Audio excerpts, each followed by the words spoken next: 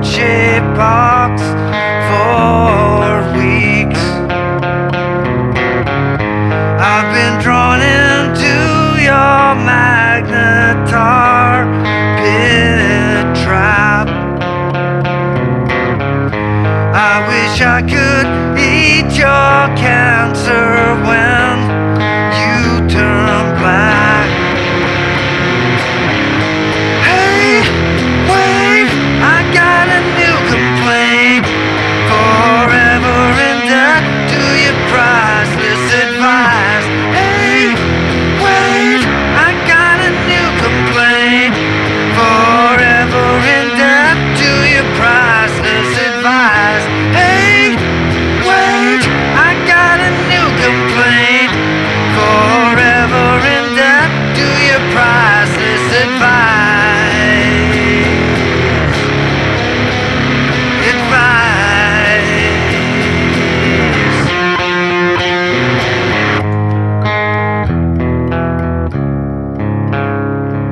Hey, how you doing? Justin here. Today we are checking out Heart-Shaped Box by Nirvana. This is an all-time guitar classic. I am in the authentic tuning, so I'm down one semitone. Every string is tuned down one semitone, and then you tune your thicker string down a further tone. So you've got a D flat, A flat, D flat, G flat, B flat, and E flat.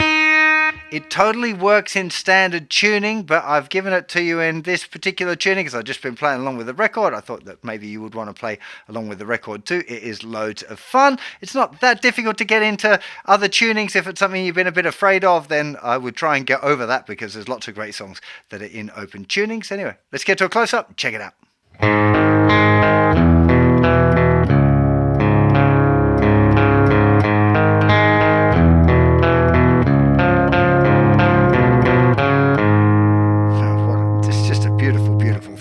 So this first thing that we need is a little A chord there. We're just going to use our first finger to play the notes on the second fret on the middle two strings.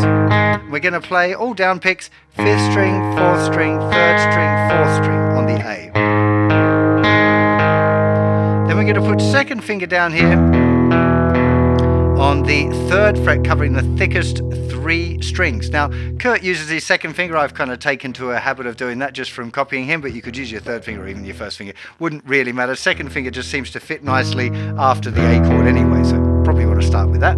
And then we're going to play the same pattern there. Thicker string, 5th string, 4th string, and then back to the 5th string. So A, this is kind of an F,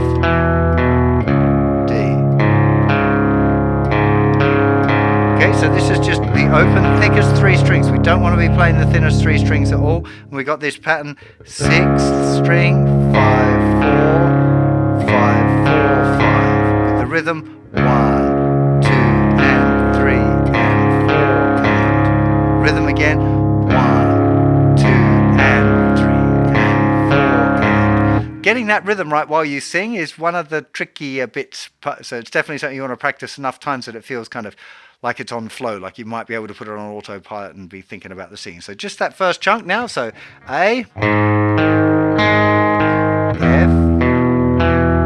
D.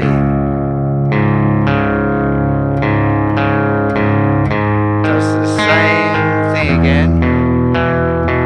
Now it's different the second time. I should point out when I'm talking about the chords, I'm talking about it like it's in standard tuning. It's probably getting a bit confusing, but it's difficult for me to think of everything down a semitone because it's just like that's an A chord, right? I don't want to start describing it as an A flat because it gets even more confusing. So anyway, let's do that one more time and then get up to that last bar, which is slightly trickier than the other bits. 1,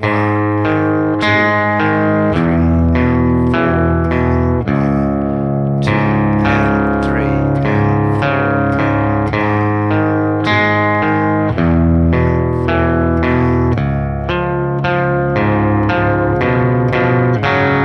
This is this new part, so we've got the thicker string being played first, then second finger 4th fret on the 4th string gets played twice.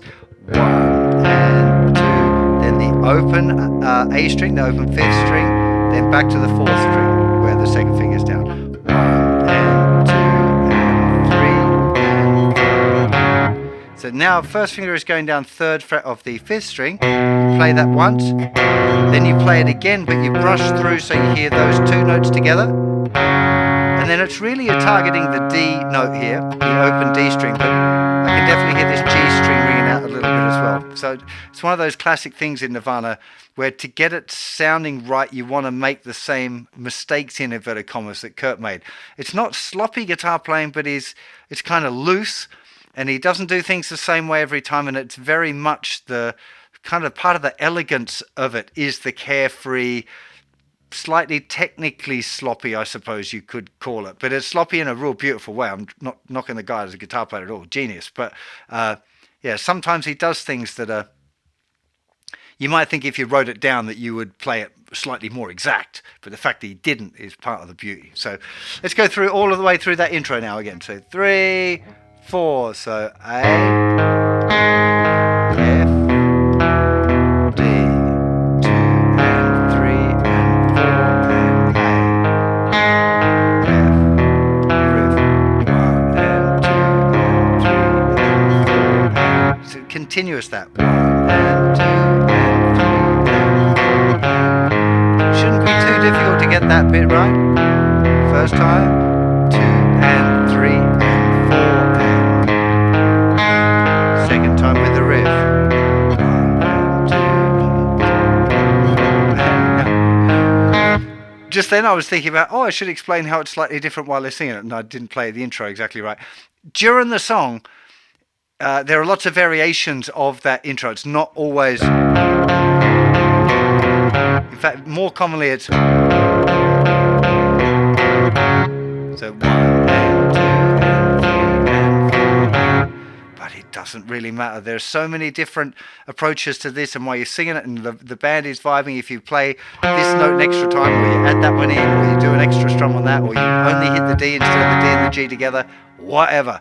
Much more important is getting the vibe of it and get the feeling of it, staying in time, all of that sort of stuff is far, far more important. Okay, so work on that a little bit more on your own. I'd recommend that you stop that, practice at a good amount of time, because it's what's happening in the verses as well. It's the same riff, you just have to concentrate a little bit more because you're going to be singing at the same time. Well, maybe you're not going to sing, maybe somebody else is going to sing, or maybe you play along with the record, in which case just practice and you're going to use it. So the verses, almost identical, like I said. She asked me like a Pisces when I am weak. So ever so slightly different. Locked inside your heart-shaped box for weeks. I've been drawn into your magnet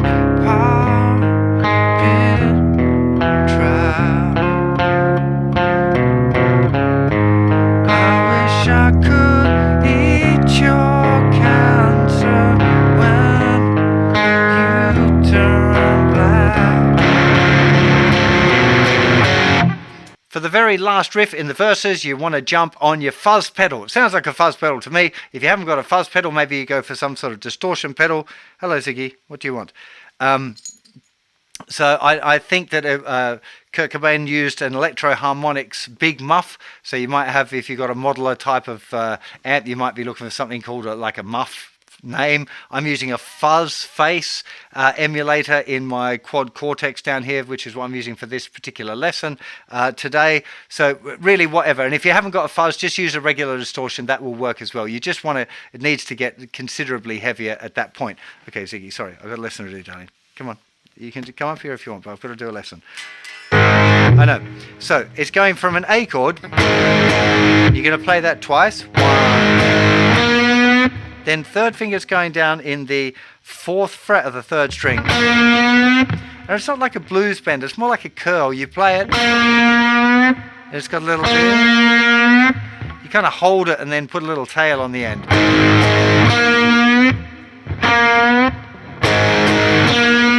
You want to play pretty hard for this. Probably thumb wants to come over and mute that thicker string as well when you're playing an A like that.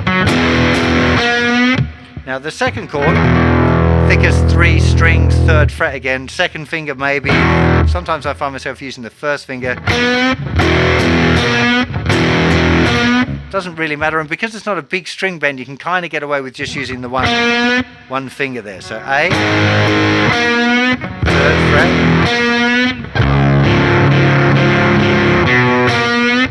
1 and 2 and 3 and 4. Okay, interesting part. Very similar, of course, to the verse riff. 1 and 2 and 3 and 4. 1, 2, 3 and 4. 1 and 2 and 3 and 4.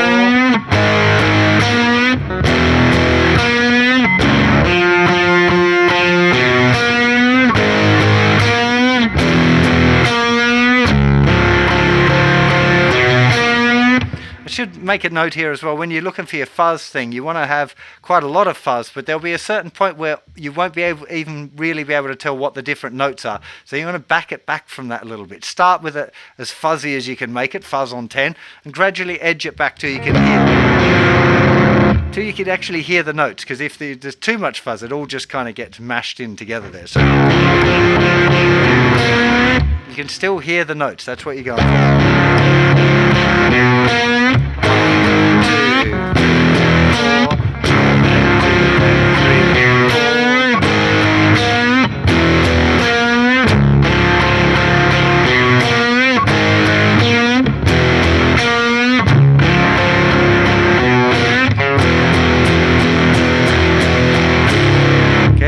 3rd fret, thickest 3 strings, 1 and 2 and 3 and 4 and 1. And the little bend is coming on the and after 2. 1 and 2 and 3 and 4 and 1, 2 and 3 and 4 and. It's coming in on the and of 2 and then and 4 and. 1, so to clean it up actually, just so you can hear it nice and clearly. So 1 and 2 and 3 and 4 and 1, 2 and 3 and 4 and 1 and 2 and 3 and 4 and 2 and 3 and 4 and it's kind of creeping down.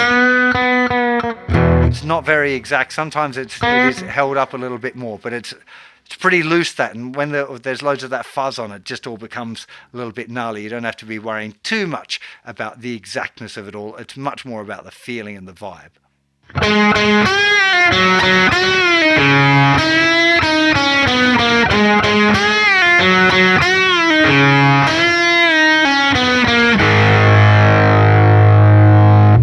So let's have a little look at a way of playing the solo part. I've watched a few videos of Kurt playing it live, and he seems to do it differently quite often. So this is kind of my best guess of what may have happened on the record, and I've kind of simplified the whole thing as well, especially rhythmically, because it's a little looser on the original recording. But it's worth having a look at anyway.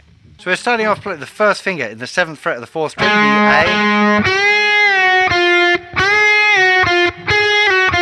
Tone bend with the 2nd finger, 8th fret on the 2nd string. Release to the 1st finger. 1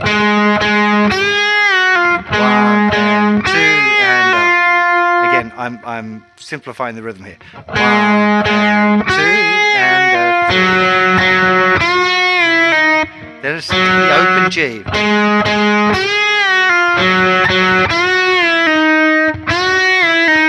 Same idea. Tone bend, 6th fret. Release, and then to the 5th fret.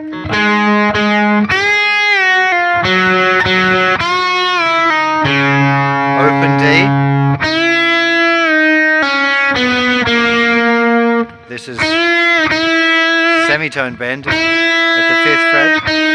Release, 3rd fret, 5th fret, 4th fret. Now this A, again, sometimes he's playing it a low A. So you get that. The bass note to the chord kind of played on the guitar before the little riff, but I'm definitely hearing it up an octave on the original recording. So.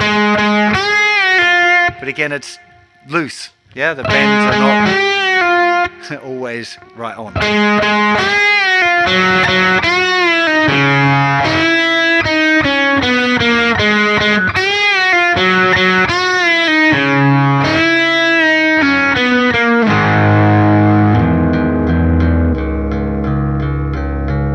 I think we're about there for this song. All that's left is for you to put the pieces in the right order. Just have a listen to the original recording, play along, jam along. Should be great fun. Really hope you enjoyed this lesson. There are loads more Nirvana songs over on the website. Do go and check it out.